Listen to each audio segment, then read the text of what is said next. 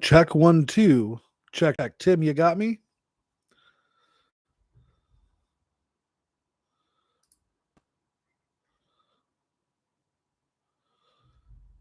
All right, we're going to try this again. Let me know if y'all can hear me.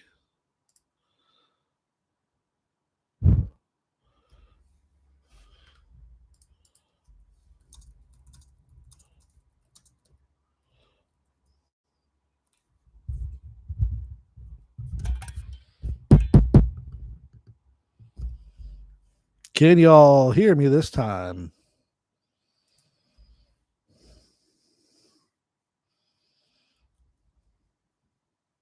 Hey, there we go.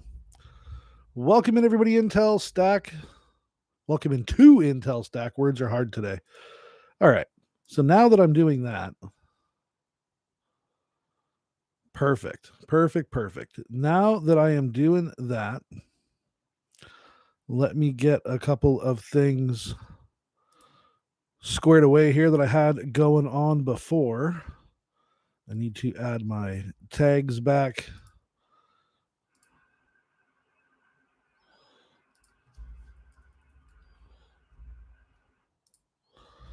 There we go. There's that. I got that going on.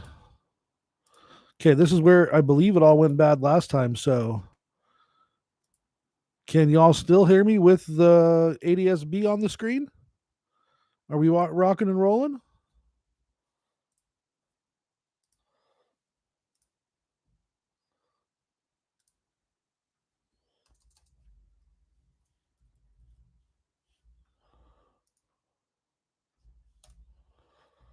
There we go. Perfecto. Well, Tim, Fried, Rui, Dory, welcome in. Swiller here with you, Intel Stack. Got my ADSB on the screen, tracking an E6 on the West Coast right now. We're going to get deep into some things today. We are going to get way deep into some things today.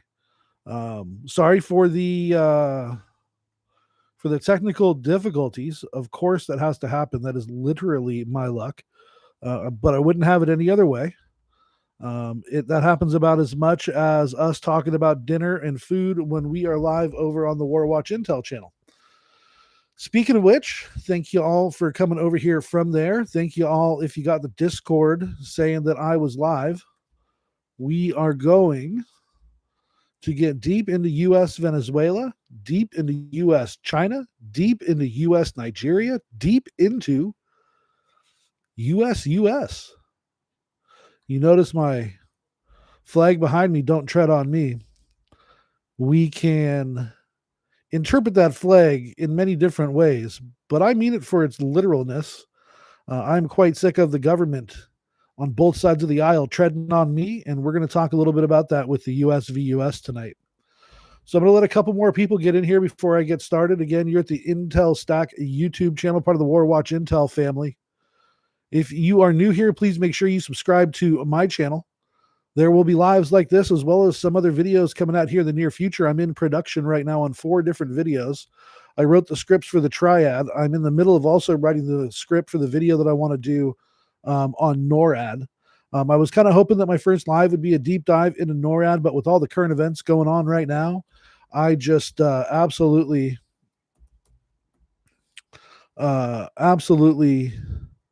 had to go live and talk about this tonight. So apologies. Just again, getting a couple of things squared away in the back end. And sweet. All right. We are almost ready to go here.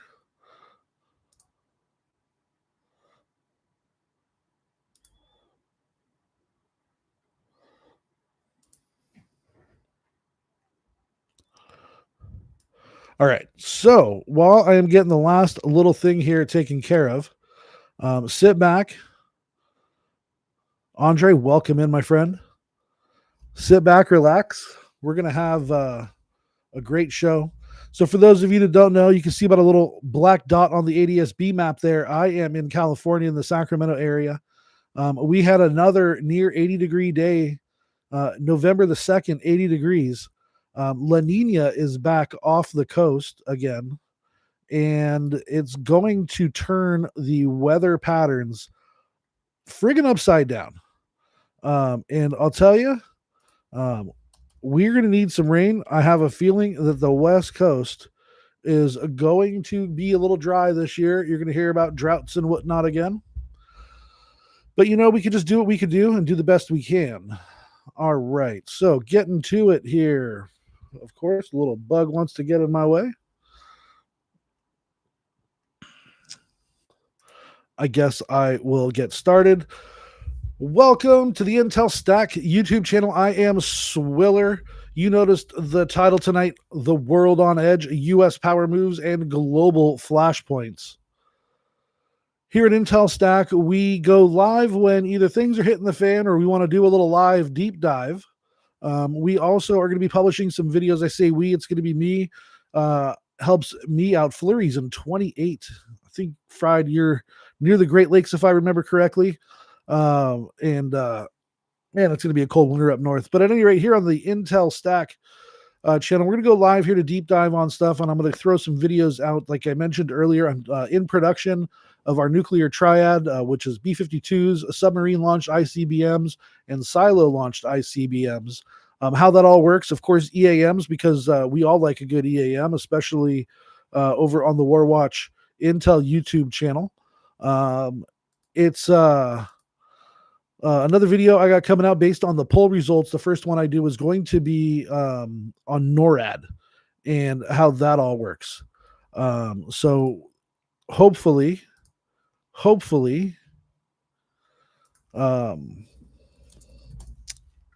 I can get the script finished here in the next couple of days, get the audio recorded, and get into some editing and get some content out your guys' way. That being said, global tensions super high, rising as I speak. And we're going to break that down tonight. We're going to be talking about the current posture in the Caribbean, the new posturing that we're doing in Nigeria, this all of a sudden religious war that we're trying to get into. We're going to talk about China and the South China Sea in the U.S. and its involvement over there with our allies. That is the flashpoint that I keep my eyes most on. Head on a swivel, but that's going to be where my head goes back to its resting point at. And then domestic developments, domestic deployments, some of the things that are happening here stateside in the U.S., National Guard deployments, the ICE, and the different paramilitary organizations. That's what they are, just calling them by their names. But also the possibility of the whole military being deployed here. Orders have been given recently for National Guards in all 50 states to retrain for riot control and civil unrest. So we got a lot to unpack here tonight. Remember, if you have any questions for me, if you have any questions for the stream here, go ahead and put them in the chat tonight. Let's keep it civil in the chat. We want to make sure we always get along. We're generally pretty good around here. But if you're new around here, we do like to keep it civil. And if you are new around here, make sure you subscribe. While you're subscribing, hit that thumbs up, give me a like, and share the stream on your social media. Don't forget to hit the bell notification icon so you know when I post things or when I throw up new videos or when we go live here on the Intel Stack channel.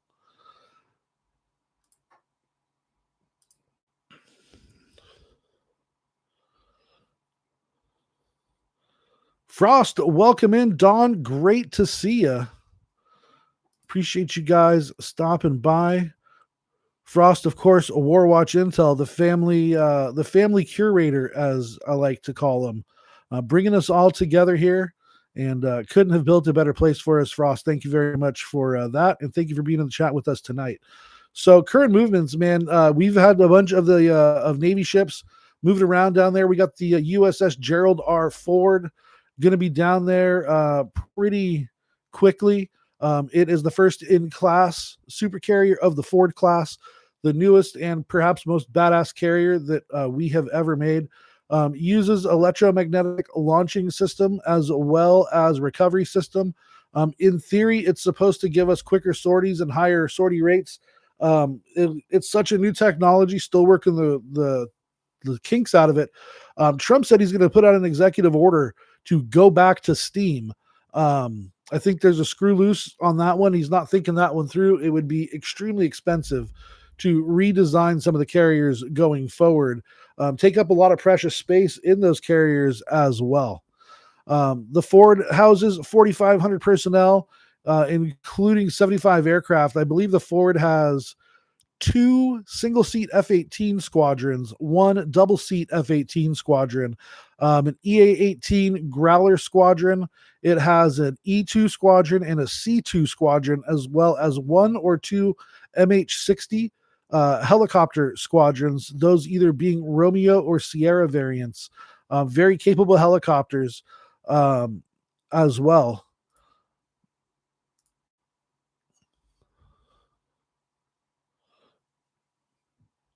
Well, leave it to that to not be the correct photo there. Of course, that's going to happen, but we're just going to keep on moving here. So, being down there in the Caribbean, it sends a hell of a message to the world, not just to Venezuela, blowing up the little boats, and not just Colombia and blowing up the little boats, but it sends a clear message to the cartels in Mexico. It sends a clear message back to Iran. It sends a clear message to China, to Russia, that when we say don't screw with us, we kind of mean it. I think this is a good approach towards that, kind of towards letting the world know. The last thing you want to do is go and pop your biggest enemy on the nose right now, especially when we're a little lacking in the hardware department. There's a little bit of a shortage of supplies from what I've been reading. As far as weapon systems goes, we did give a lot away to Ukraine. We gave a lot of our old stuff away, and we're replacing it with new stuff, but it's going to take a while to replace those new stocks. We have doubled production of a lot of things, but it's still going to take a little while to replace those stocks of weapons. But, really does put a message out there to the world: don't mess with us. Now, depending on what Trump does, now we know that when it comes to other people doing wars, he says he wants as little bloodshed and as little death as possible, and that's all great. It's kind of hard in a war to avoid those kind of things, but we like to think we could try minimize the collateral damage and whatnot. There's also going to have to be some form of humanitarian aid that goes back into Venezuela once we do the regime change that's being talked about. And I think that's what this is. I think that the whole anti-drug trafficking thing is just a cover for regime change. I think that T-Man during his campaign talked so much negativity about regime change that he would be a hypocrite if he came out and outright did what he said was a bad thing to do. So we're going to do it under the guise of anti-narcotics. And I'm kind of fine with that. It might sound like I'm negative towards that, but I'm kind of fine with that. Sometimes to get the ultimate goal done, you might have to use a guys here or there. And as long as at the end of the day, you're able to speak to it and it makes a difference, a positive difference in the world, it's a lot different than, running your computer through BleachBit, Hillary Clinton. Sorry. I shouldn't say that. They'll probably, I might get added to the body count. Who knows here? But what do you guys think? Do you guys think this is deterrence? Are we posturing for deterrence of some sort in hopes that, maybe the situation down in Venezuela, maybe Maduro just, steps down on his own, right? Or do you think this is actual preparation? And do you think that we are going to go in and do things there in Venezuela? And, while we have our eyes on Venezuela, it seems overnight, man, that this thing in Nigeria has just taken off. I was kind of caught off guard. I think fried potatoes, we were in Discord last night, just chumming it up a little bit. And I think she had mentioned like, hey, what do you know about this Nigeria thing? And I was like, Nigeria, what are you talking about? And she says, yeah, T-Man says he's going to do some stuff down there. I didn't think anything of it. I went to bed. Everything was, copacetic. And I wake up in the morning and next thing you know, I'm hearing that Christians are being killed in Nigeria and Trump's going to send troops and it's going to be a whole big thing. And then Nigeria at first welcomed it. Then they're like, respect our sovereignty, respect our territory. You can come in if you're actually here to help us, but not if you're just going to blow stuff up. So I got some more research to do on that. But the short story is it sounds like Trump suggested possible military action in Nigeria after civil unrest, stating that Christians were being killed down there, terrorist style, with Muslims being on the other side of that, of course. Um, Again, I mean, I know that there's been a little bit of that here and there in Africa. I know we've heard about it in Somalia and whatnot. We know that in the Middle East that happens, but I didn't really realize it was in Nigeria. So it sounds like that policy has shifted in the AFRICOM, um, which is like the African version of CENTCOM, African Command. Um, but what I want to know, when did the U.S. engage in like actual religious war? Some might say that going into Afghanistan was a religious war, but that was more defending from a religion that was attacking us as a country, not us, just some people who happen to believe a specific religion. So when did we start going in and fighting those kind of wars? And I'm not against it. I'm not trying to sound skeptical towards it. I really don't know. I don't know the answer to that question. I can't remember a time that we went in someplace just because some Christians were on the hook somewhere. Usually it's political things or oil or commodities, things like that. So if you guys can remember of a conflict that was specifically a religious conflict that the U.S. military participated in, please educate me in the chat. I would love, love, love to know. Now, Frost does put in an interesting little mention in the chat there. Nigeria is Africa's largest oil producer with proven reserves of 37.5 billion barrels and a production capacity of 2.19 million barrels of oil per day. That's massive. Massive. That is a lot of oil and gasoline. Welcome in, Mama G and Lori. Great to see you. That is a lot of gasoline. Hogged out. Great to see you. Yeah, it's funny how these conflicts always seem to engage around some sort of commodity. Thank goodness Australia is our friend, or we might be talking about invading Australia for the rare earth elements at this point. Jeez Louise. Rui, one person advising Donald Trump that needs to get the hell out of his ear, in my opinion, is that dingbat Laura Loomer. She's had some great ideas here and there, but man, there's some times when Trump does something and she lays into him for doing it because she doesn't approve. And it's like, why? It seems like a common sense idea. But hey, I'll digress on that for now. We got other stuff to talk about here.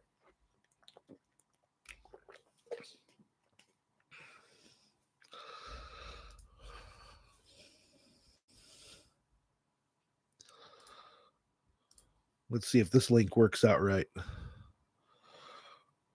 Well, this was supposed to be a link to Nigeria, but it ends up being one to Venezuela. Go figure. I'm going to have a little talk with my production staff here in the background about what links it's giving me and why it's giving me. Probably should have tested them out ahead of time, but sometimes you just fly by the seat of your pants and you hope for the best, and you live and you learn a lesson on this.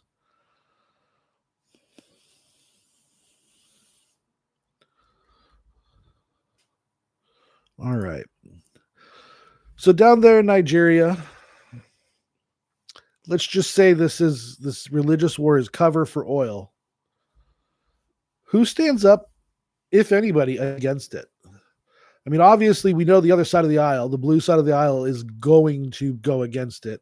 They go against. I mean, hell, Trump can come out and say, "I believe that every American household that can afford it should own a puppy, if not two." And I guarantee you, the next day, Democrats would come out with advertisements on how owning dogs is racist and oppressive. That's what they do. That's what the progressive Democrats at least do. So it's going to be interesting to see if Trump is held accountable For either the religious aspect of this, like I said, I can't remember a time, or are we using this as a cover, um, for a bigger conflict about the oil and about who controls the oil, who controls the favor of the oil in Nigeria.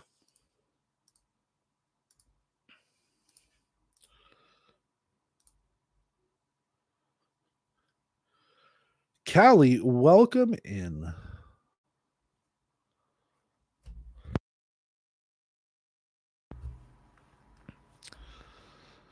All right. If you guys are new around here or haven't had a chance to do so, please hit that subscribe button, the bell notification icon while you're over there. Smash that thumbs up, like button, and share the stream on your social medias. If you got Facebook or X, you can post over there. Much appreciated. Like to get as many like-minded people here. Like to ultimately get them into the Warwatch Intel family that has created this place over here at Intel Stack. But as you know, the Discord over there, which I should probably get a Callie, Fried, Frost, if one of you could ever be so kind and grab the link to the Warwatch Intel Discord and post it into the chat over here, I would be much appreciative. All right, getting back on track here. Now, you guys know I've talked about China. You guys should really go look at that Trump-China compilation, by the way. It's flipping hilarious.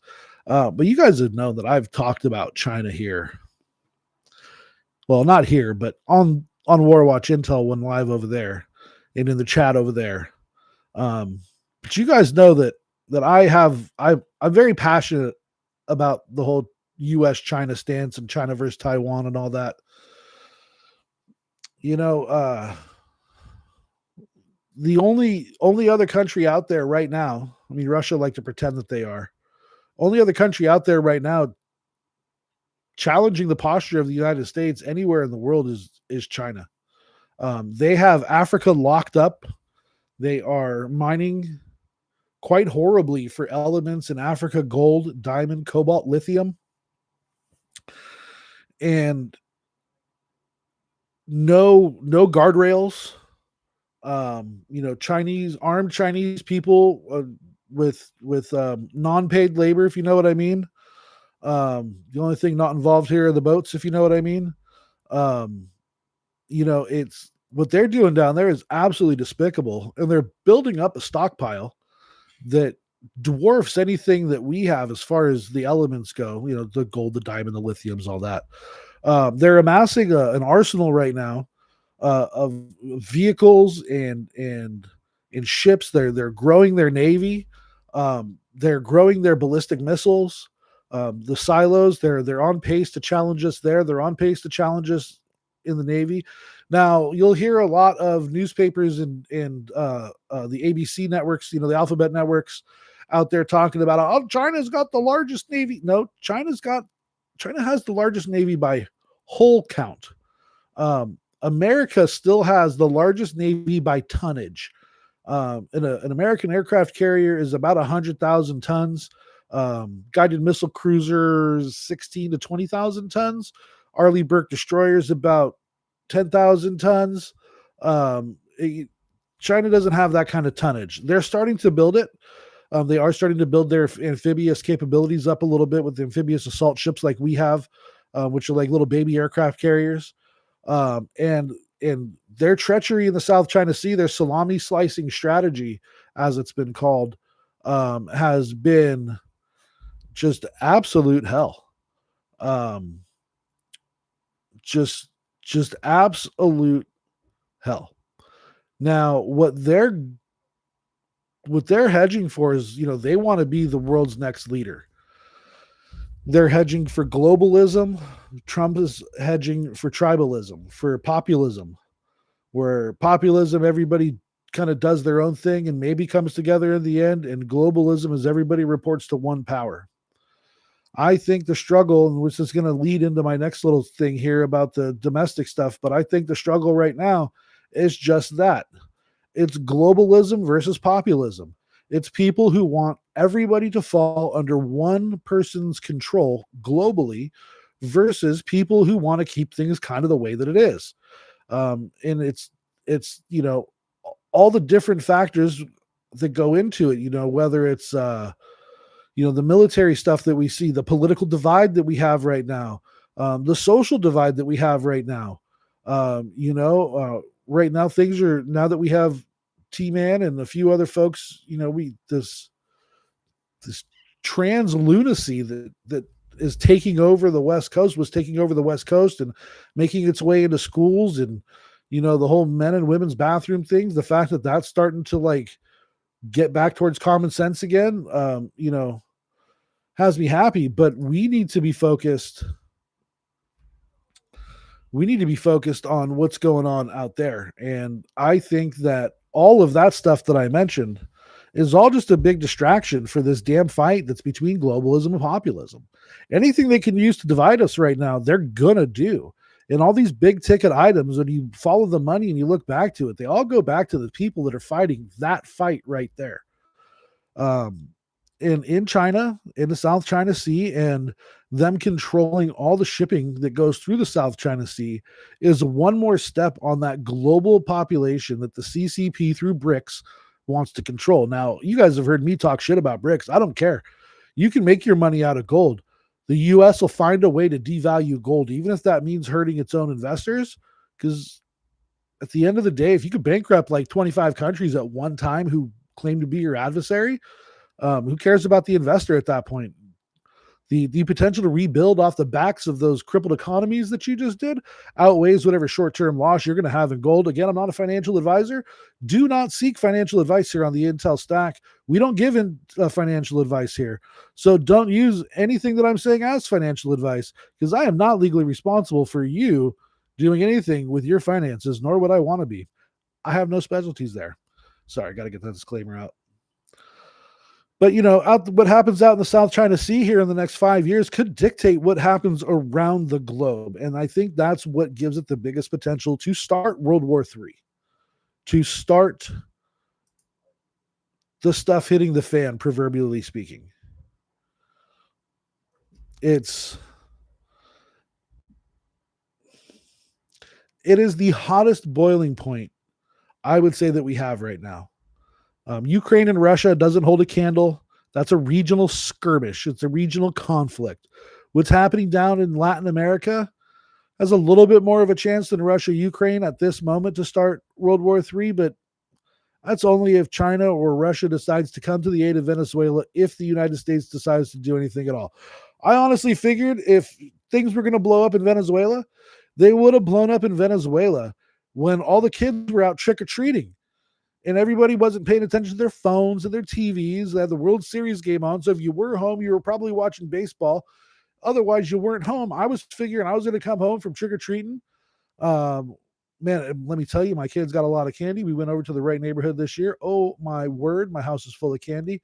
I can't wait till next year to start the diet and get all this crap out of the house. But at any rate, man. But nope. It was a quiet night. Came home, went to bed, nothing blowing up anywhere. I mean, I'll take it at the end of the day.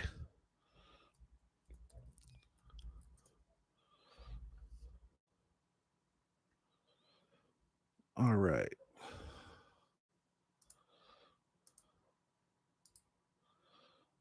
Let's see what's going on in the rest of the world here on the ADS-B map. We'll just take a quick little cruise around.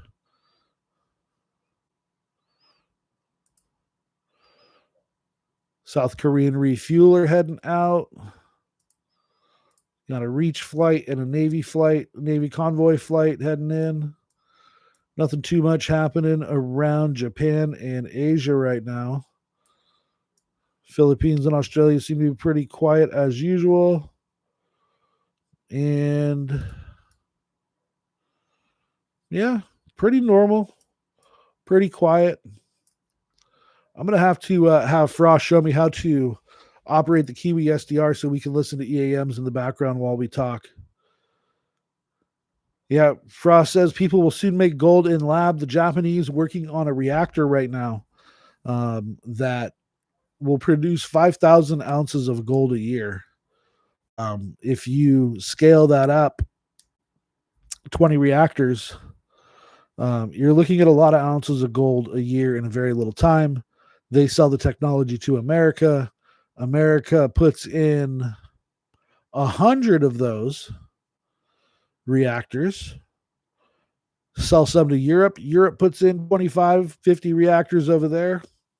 Next thing you know, you've got millions of ounces of gold a year being produced.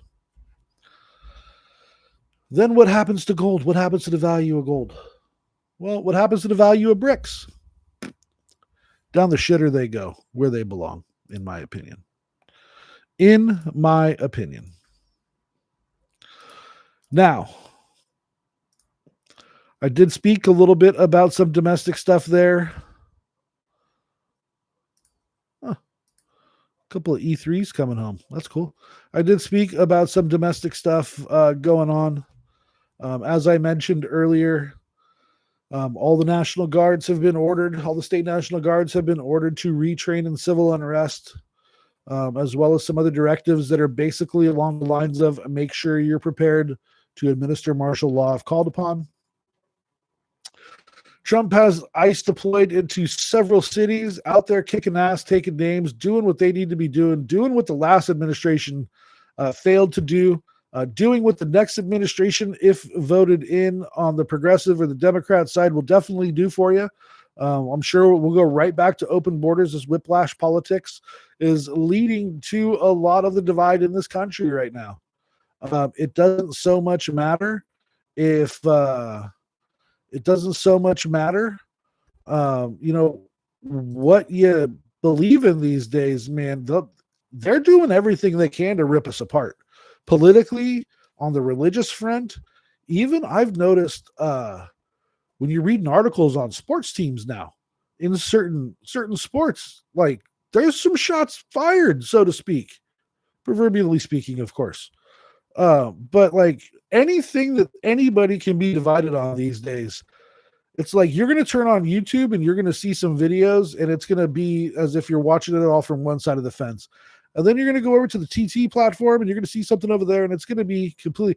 I was telling Frost about this the other day. You were watching CBS on TV, and they were bad mouthing what was happening with Trump and a certain particular thing. But then, or was with the government shutdown, they were bad mouthing Trump and the Republicans on the TV. So I was thinking to myself, okay, the older demographic that still watches TV, they think that most of the people watching TV sit in one demographic. But then you pull the old mobile device out and you go on the TT and you go to the CBS news page on the TT, and they got the Republican senator there, absolutely eviscerating. And I mean, using all the right words at the right time, eviscerating his Democrat colleagues on the other side of the fence. So if you are a younger demographic and you use your mobile device to get the information, then they're dividing you and pushing you, and I mean hard pushing you, the opposite direction. So I was really surprised, man, to see that one news organization, because I hadn't seen this up until, with my own eyes at least, I've heard it, but how one news organization that used to just push one narrative, these newses are now pushing multiple narratives on different platforms to different demographics, which is absolutely mind-blowing. It's absolutely wild, and it is absolutely flipping scary. Absolutely scary. That's not going to help us out in any sort of a domestic conflict, I'll tell you that. Because the digital, it'll turn folks digital versus analog real quick. Not to say the TV's analog, but I'm just using it as a metaphor. But that'll turn people. You'll get the demographic that watches TV having one whole set of thought process and ideas going up against another digital group, so to speak, who has a whole other thought process and ideas, with one person controlling the thoughts and the ideas going out to both sides. That is some Twilight Zone shit right there. Let me tell you, folks. Let me tell you. All right, before we wrap it up here, again, I know I ask this a lot, but if you could hit the subscribe button, I would greatly appreciate it. Give me a thumbs up, smash that like button for me, share the stream across your social medias, and make sure you hit the bell notification icon when I go live. I noticed that Frost was ever so kind and dropped the Discord in there. for the War Watch Intel Discord. As I've mentioned, Frost and War Watch Intel, the whole reason why I am here, the whole reason why we have a place to hang out,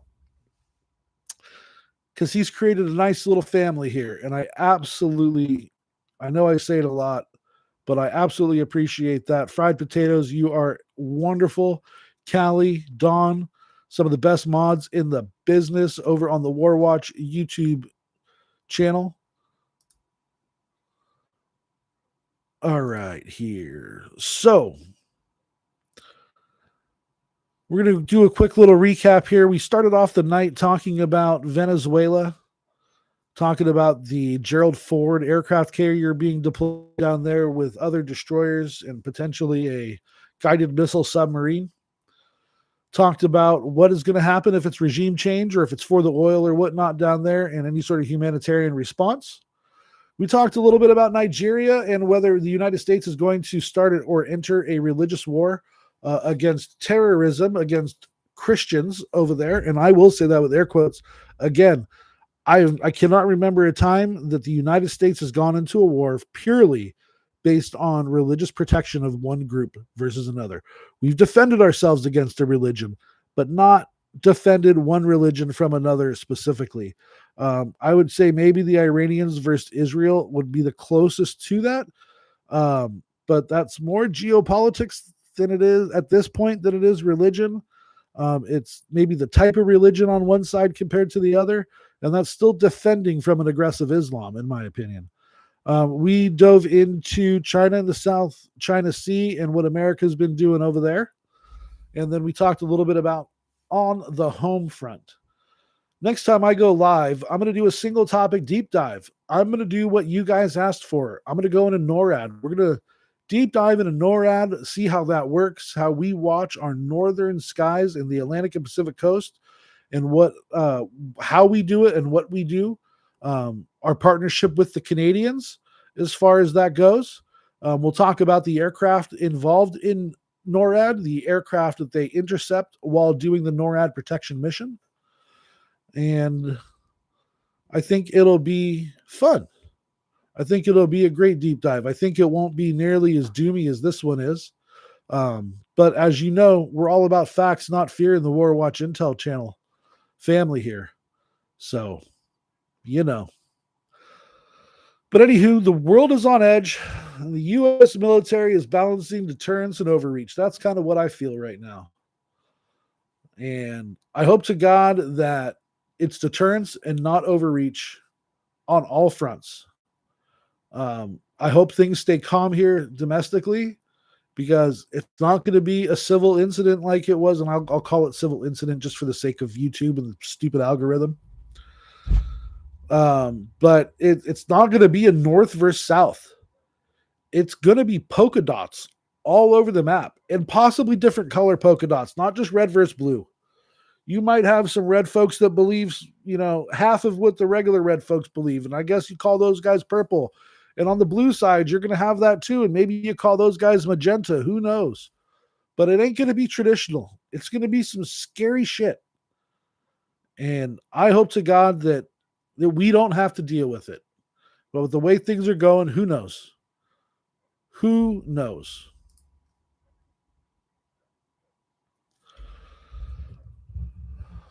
All right, y'all.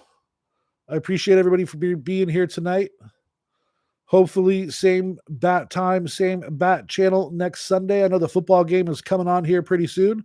I was a little strategic, tried to sneak in between the early games and the evening game and see if I can get 45 minutes of an hour, and it looked like it worked pretty well tonight.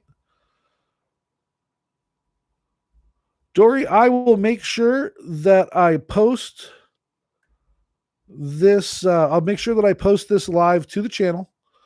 It'll be here, probably posted in the next few moments once I go offline here. Once it's up there live, you can fast forward and rewind through it as you need to. I definitely appreciate the E6 went dark up over Northern being here tonight, and I cannot wait to do this again in the future. Frost, Fried Potatoes, thank you for coming in and modding out tonight. Callie, Dawn, thank you all for hanging out in here. Lori, the rest of you guys, Tim, Roy, Rui, I cannot say enough how I appreciate all of y'all being in here tonight. As far as it goes, that's going to do it for me. If anything pops off at any time, if Frost is unable to go live for whatever reason on the War Watch, we'll start it over here on Intel Stack, and then we'll kick war mode off over on the War Watch Intel channel. Otherwise, keep an eye out for me next Sunday for another live. We'll go deep dive into NORAD, as I mentioned. And also, as I mentioned, I'm working on some content in the background. I've got scripts to 4, soon to be 5 videos rolling out. And then we're going to get to editing, and we are going to get some content put out there for you guys, because I cannot wait to start to unpack some of this knowledge that I got in my brain and maybe even make room for some new stuff. Like the other day, I'm going to be really quick about this. I came across a plane called an E9. Didn't even know we had one of these things. It's a search and rescue plane that we use in the missile ranges out off of Florida. Long story short, this thing at like 25,000 feet can see a person in a life raft at 25 miles. Poof, blew my mind when I read about it. So it makes me wonder where else we might use this E9 at. We call it search and rescue, but what else are we doing with it?